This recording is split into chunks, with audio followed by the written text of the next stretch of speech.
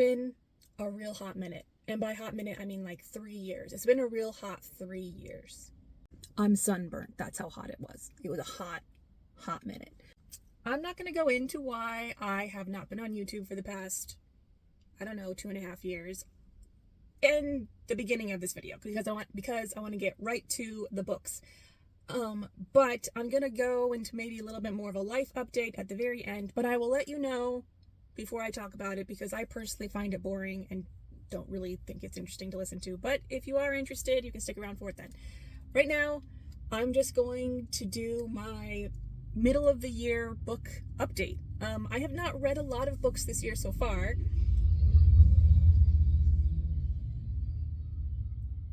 Rude? My gosh.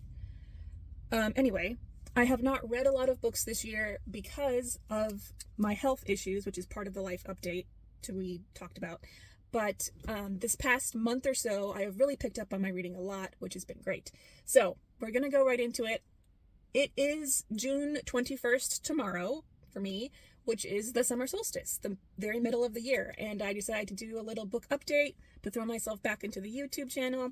And this is it. I've got a pile of books here. Let's see, 1, 2, 3, 4, 5, 6, 7, 7 books, which, I've read more than that this year, but it's like the 7 books that are interesting to talk about. So here we go. Let's jump into it. First, I'm going to tell you about the very best book that I have read this year. I thought about doing this one last, kind of like a hook, like stay tuned to see what the best one. I'm just going to tell you what it is right off. Like, let's just get to the chase.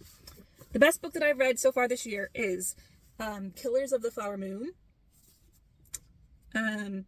By David Grann. And this was turned into a movie, I don't know when, a while ago. And I didn't watch the movie because I was like, I know it's a book and I always like to read the book first. I will tell you now, after reading this book, I probably am not going to see the film. And that is because this book is intensely informative. It can be brutal at times. It was very emotional, but it was absolutely stellar. I learned so much reading this book. This book is about, I guess, a bunch of murders of the Osage people, and why they happened. It goes into the investigation of all of the murders. The details of the oppression of the Osage people is incredible. I did not know what was going on in history. David Grann does a great job of this with pretty much all of his books, of just being very detailed, very well researched. I have to tell you, I would not normally put a nonfiction book on the list for best of the year, but this one takes the cake by far. So that's the best book of the 2025 so far. Next book is the one that I just finished, and that is Dark Matter by Blake Crouch. This is a science fiction book, pretty much about the complexity and possibility of the multiverse and how one could possibly enter the multiverse, and the many adventures of our protagonist as he kind of has a swap with a body double and he loses his life and he goes through the multiverse really on an adventure to try and get back home. I love Blake Crouch's science fiction because it's very sciencey, but in a totally consumable way. You don't have to be a genius to get what he's talking about when he brings up the science parts, and I really enjoy that because I'm not the most sciencey of nerds, right? I enjoy good science bit, but I'm not mathematically minded, I suppose. So I love this. And also most of the science fiction speculation that goes on in his novels is set in our own world, our own day and time. And I like that better than, like, say, space operas. This one was really emotional for me, which is unusual for science fiction and adventure novels. Usually I'm in it for the action and the plot. But this one was really, really nice. I'll touch on the really great themes of true love, dedication, choosing the right thing over and over again, even when it's hard, that sort of thing. So I recommend this one. I think I did read his other book, Recursion, I think is what it is. And I love that one too, but this one is a better option, I think. I'm going to tell you what I'm reading currently, and that is The Luminaries. This, I don't think I've seen anybody talk about this recently or even in the past. It's by Eleanor Catton. I've never read anything by her, but I am really enjoying it.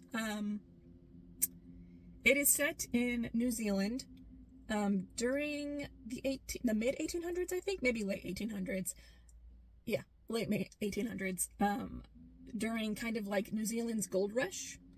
And it is a bit of kind of like a dark drama slash mystery is what I'm getting from the first couple of pages. I'm not very far in, but really liking it so far. The style is a little heavy-handed, but I kind of like that. It reads very much kind of like it's a recent novel, but it reads like it was written in the mid 1800s. So I like that. You know, I kind of like that style. It is a chunker of a book, so it's going to take me a while, but you know, I like it. So far I'm really enjoying it. Yeah. Next is a book that did not meet my expectations this year, and that is The Three Body Problem. I've heard The Three Body Problem by Cixin Liu. I've heard so much about this book from people, how they loved it, how it was unique, a great example of Chinese literature. And I don't disagree that it's a great example of Chinese literature. It is, I think, really well translated. It's translated by Ken Liu. And I think was excellently done as far as that goes. The reason I didn't like this was it's supposed to be about alien invasion, and I didn't see or hear from or experience any aliens. Even though the whole subject of the book is alien invasions, there was no interaction with actual aliens. A great amount of the plot is told through the lens of not an alternate reality, but like a video game, essentially. And I have a problem, specifically in the past, I have learned about myself that I don't like dream sequences. Like, if somebody is dreaming and they experience something in the dream, then they wake up and they're like, oh, it's all just a dream. I really dislike that in books, because once I find out that it's not real life, I lose interest. I'm like, I don't care what's happening in your head, really. Like, I want to know about the plot that's actually happening in the real world.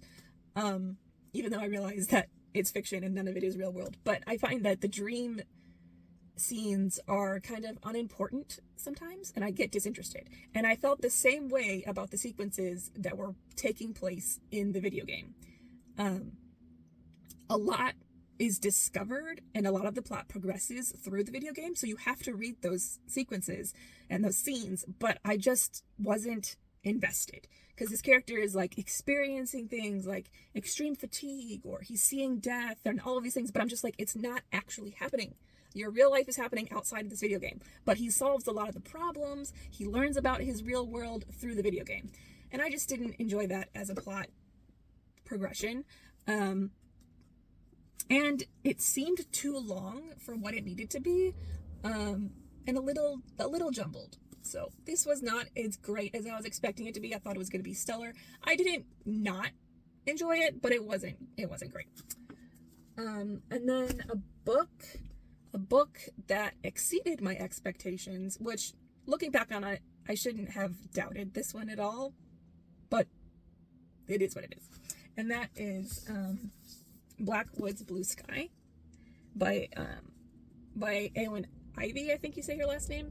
And I should have known that this would be great, because she wrote The Snow Child, which I read a couple years ago, I think, and I really loved that one. But I think this one might even be a little bit better. I don't want to spoil anything, and it's hard to sum up what this is about without spoiling it. But it is essentially, I'll tell you, it starts off with a very young single mother. She lives in Alaska. She kind of works as like a waitress or like a bartender. And she's down on her luck, but she's also just like not a great mom or a great person. But she has this dream of just kind of like being self-sufficient and like living in the wild. And being isolated and taking care of herself and her daughter as best as she can through nature. And then she meets this very unusual man at her work, and they start a relationship. Now, that does not sum up at all what this book is about. It's just how it begins. This book is it deals a lot with like the emotions that run during a relationship, trusting the person that you're with, trusting yourself, taking a leap of faith, communing with nature. But it's also a fantasy novel. So there are supernatural or magical things in this book. But I can't tell you what they are without spoiling it. But it is incredible. I loved it. I read it and I was like, oh, that was a good book. I really liked it. And then I found myself thinking about it and talking about it with other people like a month after I had finished it. So it stuck with me. And I'm very glad that I took a chance with this one because it was sitting on my shelf for a while before I read it. 2 more books to go. And the next book is the prettiest book that I have acquired this year. I haven't really bought any books. Well, that's not true. I've bought a few books, but none of them are really pretty books. They weren't like, I'm not really into special editions or paying extra for a book to look nice. But I did pick up Foster by Claire Keegan at Barnes & Noble. When I was in Seattle a couple weeks ago, my mom wanted to pick up a book and she's like, do you want to come with me to the bookstore? And I was like, absolutely yes. I never want to not be in a bookstore. Wait, I never want to not be in a bookstore. Yeah, that's correct. And I had recently read These Small Things from my library, like on my, Libby app.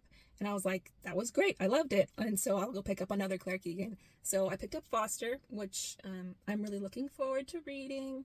I don't know when I'll get to it. It's such a short little book. And the font is like incredibly easy to read with wonderful margins, which is great for me and my little visually impaired eyeballs. And I do want to it's a beautiful cover. And all of her books kind of have this same style, or not all of them, but most of her short little novels. Like I know that my book Small Things Like These looks just like this, but I think it's green.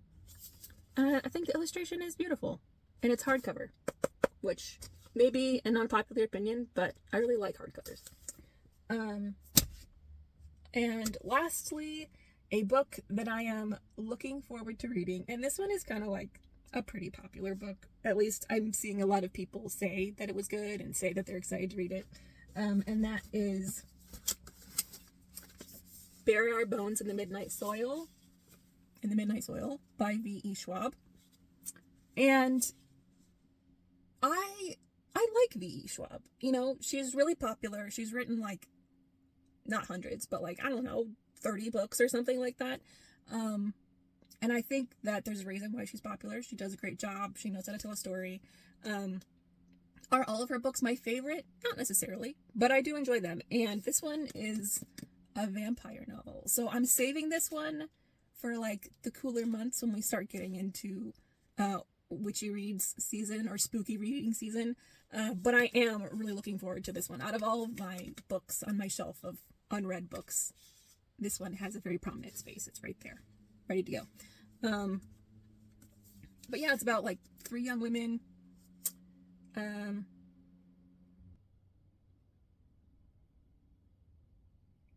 Hold on, I'm trying to read the back. I should put my reading glasses on. I would probably be able to read a lot better if I did that. Ooh, okay, the back is really great. It says, 3 young women, their bodies planted in the same soil, their stories tangling like roots. One grows high, and one grows deep, and one grows wild, and all of them grow teeth. Ooh, it's so good. So spooky. So I'm really looking forward to that one. And that is my middle of the year wrap up. I guess, those are some of the books that I've been reading, looking forward to reading, that I bought in the past 6 months. And I am really, really happy that I'm reading a lot more. I really missed it, but I was unable to do that for a while. And I'm going to go into my life update now. So if you're just here for the books, thank you for coming. You don't have to stay for this part. It's a little bit boring and I hate talking about it, but I feel like there's an explanation that's needed. And that is why I was gone from YouTube and social media in general for such a dang long time. And I don't even remember the last video that I made. If I had talked about what was happening, I don't think that I ever brought it up. But about 3 years ago, I had some testing done because I have a lot of chronic illnesses. I went into my doctor and they told me that I was in end-stage kidney failure and that eventually I was going to have to go on to dialysis and that I would need a new kidney. I would need a kidney transplant. Otherwise, I would die. End-stage kidney failure is a terminal condition. And so I stuck it through. I was like, I can do this. You know, a lot of people are still active and live their lives on dialysis. It is a life-saving treatment. Not even treatment. What is it? It kind of like prolongs your life, but it's still miserable and you're still sick. I don't even know what it is. What the word is for it. So I deteriorated very quickly. I was in the hospital quite a few times leading up for about a year. 8 months to a year. I was really sick, getting much worse, experiencing a lot of terrible symptoms, and I already had and still have a bunch of chronic illnesses to contend with to begin with. It's very difficult, and that's about the time I stopped making videos, was right after the diagnosis. And then a year after the diagnosis, I did lose so much kidney function that I had to be on dialysis. So for those of you who don't know, when you go into kidney failure, your kidneys stop working pretty much completely. And your kidneys do a heck of a lot of stuff in your body so that you can be well and alive. And one of those things is it gets rid of the extra fluid in your body. So like it produces urine so that you pee out the fluid that you don't need. It also breaks down toxins and gets rid of the toxins through your urine and all of it's just amazing. It's an amazing organ. The only reason that you're not poisoned to death on a daily basis is because of your kidneys. So dialysis, you go into a center or you can do it at home, depending on which you choose. I've actually done both. And you are hooked up to a machine that through a variety of different ways, and it actually takes your blood out of your body, runs it through the dialysate or through the dialysis machine, and it cleans it and it removes the extra fluid that is building up in your body, and then it puts it back into your body. Now, if this sounds torturous, you would be right. It's really just not a great experience. It's not intrinsically super painful, but it can just come with a lot of symptoms. You can experience a lot of pain. It's extremely draining. It's just not a fun time. I did 2 different types of dialysis. I did hemodialysis, which is the machine is actually hooked up to a catheter that goes into my vein and pulls the blood out of my body. And I also did something called peritoneal dialysis, which I did at home, which I had to actually have a medical device inserted into my peritoneum, which is kind of like the sac that holds all of your intestines and stuff, all of your lower organs. And it would fill me with a fluid solution, and that fluid solution would actually pull the toxins and the excess fluid out, and then it would drain into a machine through like a tube that was in my body. And that I had to be hooked up for 10 to 12 hours a day.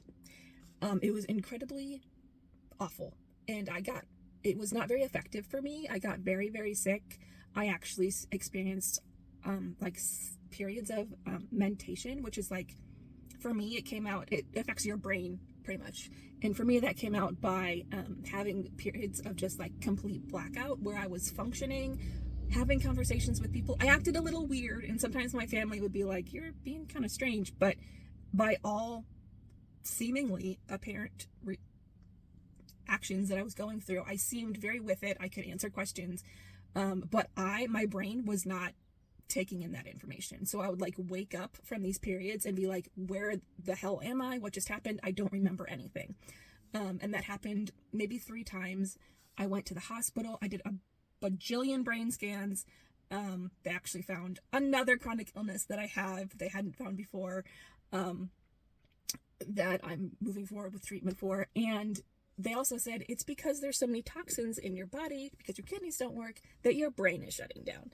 So I experienced that, and I had to go back on hemodialysis, where I go into a center 3 times a week, and I'm there for 4 to 5 hours having my blood cleaned. And that, all of those different types of dialysis, was about 2 years. I went through all of that dialysis for 2 years, and I was incredibly sick during that time. I could not really function. I was just on survival mode for about 2 years. I couldn't cook for myself. I couldn't clean my house. I couldn't read. I couldn't write. I am back to YouTube. I'm doing good. I am better. And that is because I had a kidney transplant surgery. I now have a slightly used, but still excellent kidney that was given to me by my brother-in-law. So when I got very, very sick, and I actually learned about a new chronic illness that I had called Sussac's disease, which is very similar to multiple sclerosis, where you have lesions in your brain and on your spinal cord, and it can't actually, the treatment that they use for it can't actually be done for somebody on dialysis. And if it's untreated, you could lose your vision and your hearing and experience lots of nervous system damage. And I already have low vision, and I already have central nervous system damage done to my vagus nerve, and so I didn't want that to happen. And when my family learned about this, everybody in my family got tested to see if they could be a donor and give me one of their kidneys. Everyone in my family did not pass those tests except for my brother-in-law. And I have to say, he is, and I'm not just saying this because he gave me his kidney, but he is one of the most amazing, kind, generous, and understanding, emotionally mature people ever.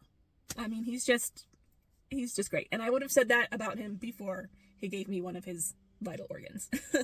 But that was about 6 weeks ago, a little bit more than 6 weeks ago. We both went into the same hospital in Seattle, and our surgery rooms, our ORs, were right next to each other. And we underwent surgery essentially at the same time, where they took out his kidney, picked it up, the surgeon, brought it over to my OR and opened me up and put it in. And they tell me that it started working pretty much as they were like sewing me up, like in the OR. It kicked in, it did its job, and it's been excellent ever since. My labs are great.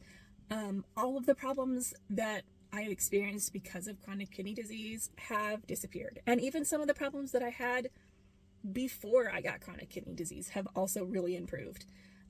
All of my allergies that I had, gone. And that's because of the medication that I'm taking.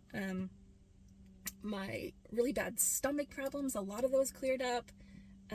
Obviously the mentation and the brain stuff has cleared up. I don't have brain fog as badly. Of course, I still deal with a lot of my chronic illness problems. I'm still really tired all the time. I still experience a lot of pain, and I still have that central nervous system damage from a virus that I contracted about 10 years ago. But now I have the energy, and I have the willpower and the hope to get those things addressed and hopefully improve. And I am able to get back to doing the things that I love, which one of them is talking about and reading books. And so here I am. And I hope that wasn't too long of an explanation, or too boring, but that is why I was gone for so long. And I realized that I might look really different now.